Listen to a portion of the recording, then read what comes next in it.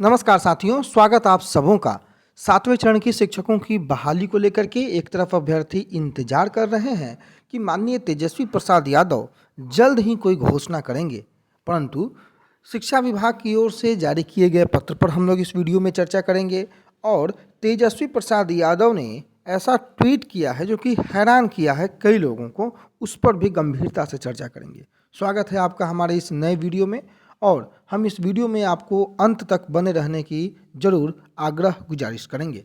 Channel पर नए हो तो सब्सक्राइब जरूर कीजिएगा। कोई भी महत्वपूर्ण वीडियो का नोटिफिकेशन आप तक ना छूटे, इसलिए बेल आइकन को प्रेस जरूर कीजिएगा। बिना वक्त गंवाए हम आते हैं माननीय तेजस्वी प्रसाद यादव के ट्वीट से हम शुरुआत करते हैं। उसके बाद शिक्षा विभाग की ओर से जारी किए गए पत्र पर हम लोग चलेंगे।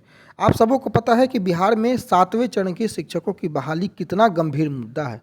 3 लाख से ज़्यादा अभ्यर्थी, चाहे प्राथमिक के हैं, माध्यमिक के हैं, उच्च माध्यमिक के हैं, विद्यालय में शिक्षक बनने के सपने को लेकर के दर दर की ठोकरें खाने को मजबूर हैं।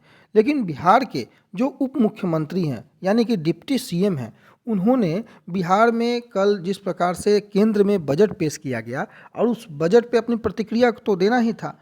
चूँकि ये विपक्ष में है तो प्रतिक्रिया जो उन्होंने दी है वो आपके सामने है। लेकिन इन्होंने सबसे दिलचस्प जो बात कह दी है कि केंद्र सरकार ने जो वादे किए थे उस वादे को इन्होंने गिनाया है, बताया है, जुमलाबाजी कहा है। तो इन्हीं से रिलेटेड कुछ महत्वपूर्ण बिंदु आपको हम इस वीडियो में बताएंगे। 2014 में केंद्र की भाजपा की सरकार ने कहा, यह उन्होंने याद दिलाया है भाजपा की सरकार को, कि 2022 में किसानों की आय दोगुनी करेंगे, 2022 में सबको आवास देंगे, 2022 तक 80 करोड़ लोगों को नौकरी और रोजगार देंगे। जब 2023 भी आ गया, लेकिन इनकी जुमलेबाजी की आदत नहीं गई। बीजेपी को 100% सांसद देने वाले बिहार को भाजपाइयों ने बजट में फिर से ठगा। मैं इनके सारे सवालों से सहमत भी हूँ, लेकिन जिनके खुद के घर शीशे के होते हैं उन्हें दूसरों के घरों पर पत्थर नहीं फेंकना चाहिए। कारण क्या है? यही महाशय लगातार कई बार से, आपको पता है जब ये विपक्ष में थे, 21 नवंबर 2021 का ये ट्वीट है, इन्हीं के माध्यम से यह ट्वीट किया गया था।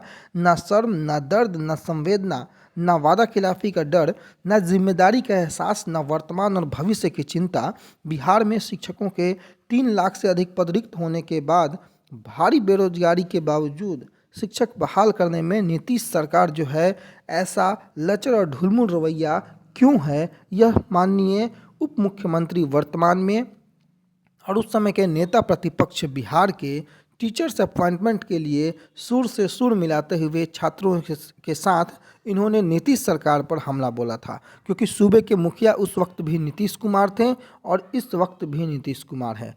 लेकिन दुर्भाग्य देखिए, दूसरों पर ये सवाल जरूर उठाते हैं, लेकिन अपने द्वारा किए गए वादे को ये भूल जाते हैं।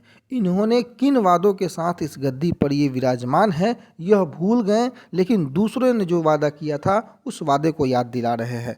तो इससे तो अच्छा होता कि आप विपक्ष में ही रहते, ताकि आप छात्रों के दुख दर्द को, उनकी संवेदना को, उनके जो शर्म है उनको, उनकी जो बेरोजगारी का आलम है उससे आप वाकिफ थे। लेकिन आप सत्ता में जब से आए हैं तब से आप इन सभी चीज़ों से दूर हैं। इतना ही नहीं दोस्तों, केवल यही नहीं, बिहार आरजेडी के बड़े बड़े नेता, इन्होंने खुशखबरियाँ छापी थी कि बिहार में मार्च तक जो है 2 लाख शिक्षक बहाल होंगे, अक्टूबर से ही प्रक्रिया शुरू हो जाएगी। लेकिन हुआ क्या? कुछ नहीं। और एक और महानुभाव जो आपके सामने है, इन्होंने तो 2022 जो है उस 22 के 31 दिसंबर तक ही जो है नियुक्ति पत्र वितरण करने की तिथि भी घोषित कर दी थी कि नियुक्ति की प्रक्रिया जो है अब शुरू हो चुकी है, 22 में ख़त्म भी हो जाएगी। लेकिन अफसोस कि ऐसे ऐसे छली लोग, कपटी लोग ना जाने कहाँ से आते हैं और किस सत्ता के राजनीति के किताबों में इन सभी बातों का जिक्र है कि लोगों को इस प्रकार से, खास करके अभ्यर्थी, शिक्षक अभ्यर्थियों को इस प्रकार से छला जाए, मुझे नहीं पता। लेकिन माननीय तेजस्वी प्रसाद यादव को यह देखना चाहिए कि जनवरी, फरवरी, मार्च, अप्रैल होते हुए 1 वर्ष, 2 वर्ष, 3 वर्ष बीत जाने के बाद भी अब तक 7वें चरण के अभ्यर्थी इंतजार में हैं।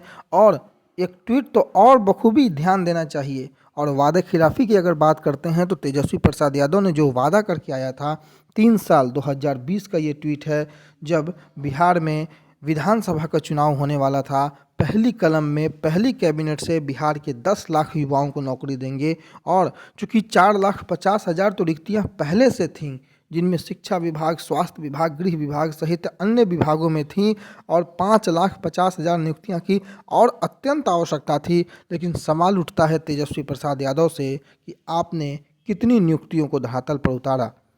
कुछ हजार नियुक्ति पत्र बांट देने से बिहार की पूरी व्यवस्था बदल नहीं जाती है और वादा खिलाफी के कारण यह वीडियो अति संवेदना अगर आपको है तो आपने जरूर 7वें चरण से संबंधित कोई निर्णय लेना चाहिए, लेकिन आप ऐसा करते नहीं दिखते हैं। बाकी आगे लगातार कई बार से इस बात का जिक्र आप लोगों के सामने भी है कि तेजस्वी प्रसाद यादव ने जब शपथ ग्रहण किया उसके बावजूद भी इन्होंने कहा था कि 1 महीने के अंदर इतनी बम्पर नौकरियां निकलेगी कि आप पूरे देश में ऐसी कहीं नौकरियां नहीं निकली होंगी। लेकिन वह भी इनका जो बयान था वो जुमलाबाजी साबित हुआ और दूसरों पर अगर टिप्पणी करते हैं, एक उंगली दूसरों पर उठाते हैं तो 4 उंगली अपने ऊपर उठती है। इस बात का इल्म भी माननीय उप मुख्यमंत्री को जरूर रखना चाहिए। शिक्षा विभाग की ओर से अब जो जारी हुआ है पत्र, उस पत्र की ओर अगर हम लोग चले तो आपके स्क्रीन पर देख सकते हैं निदेशक प्राथमिक शिक्षा जो कि दक्षता परीक्षा हेतु सामान्य उर्दू एवं शारीरिक शिक्षकों से संबंधित संख्यात्मक प्रतिवेदन उपलब्ध कराने के संबंध में रवि प्रकाश ने यह पत्र जारी किया है। उसमें इन्होंने मांगा है कि जो दक्षता परीक्षा में अनुत्तीर्ण जो शिक्षक हैं एवं पूर्व में दक्षता परीक्षा में सम्मिलित नहीं हुए अभ्यर्थियों के लिए परीक्षा आयोजित किया जाना है और इस संबंध में कतिपय जिला शिक्षा पदाधिकारी कार्यालय से प्रशिक्षणार्थियों की जो संख्या है विभाग को उपलब्ध कराई गई है। जिला कार्यालय से उपलब्ध कराए गए प्रतिवेदन में कितने शिक्षक सामान्य उर्दू या शारीरिक शिक्षक हैं स्पष्ट नहीं है। अतः उपरोक्त वर्णित दक्षता परीक्षा में जो लोग सम्मिलित होने वाले हैं उनके कुल सामान्य उर्दू एवं शारीरिक शिक्षकों के संबंध में जो संख्यात्मक प्रतिवेदन है निम्न विहित प्रपत्र में अधो हस्ताक्षरी को शीघ्र उपलब्ध कराने के लेकर के यह पत्र जारी किया गया है ताकि दक्षता परीक्षा में सम्मिलित होने वाले जो शिक्षकों की समेकित सूची है वो तैयार कर अपेक्षित इसमें कार्रवाई की जाए।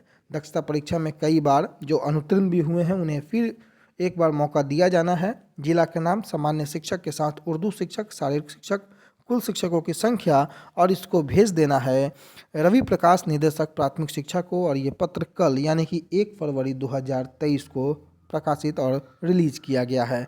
फिलहाल इन्हीं सभी बिंदुओं के साथ इस वीडियो में आपको हम यहीं छोड़े जाते हैं, इसी उम्मीद और इसी शुभकामनाओं के साथ कि आप लोग जरूर तेजस्वी प्रसाद यादव या आरजेडी के जितने बड़े नेता हैं उन सभी नेताओं से अपने बारे में जरूर चर्चा करेंगे और 7वें चरण की शिक्षक बहाली को लेकर के एक पॉजिटिव रिस्पांस जल्दी आए इसी की उम्मीद करेंगे। फिलहाल के लिए धन्यवाद।